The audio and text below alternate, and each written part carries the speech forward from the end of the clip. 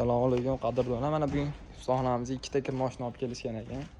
Buni egalasining aybi ham bir xil. Mana parashyut soladigan joyini pastini qarasalar, mana shunaqa holat bo'lyapti. Juda ham ko'p uchrayapti hozirgi paytda. Dolzarb muammo bo'lyapti mana shu. Buni yo'qotishda yo'li bor. Agar buni yo'qotmasalar, korpuslaring chiriydi mana. Bunaqa bo'lib. Hali любой kir mashina ichini ochsalar, hozir mana shunaqa muammo bo'lyapti.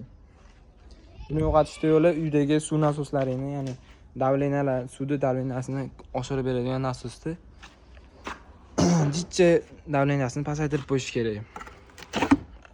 Nimaga aytsalar, davleniya ko'pligidan suv kirgizib berganda suv chachrab, teva korpuslari chirib ketyapti. Keyin u pastga oqib, korpus pastlari ham, teva ham chirishiga olib kelyapti.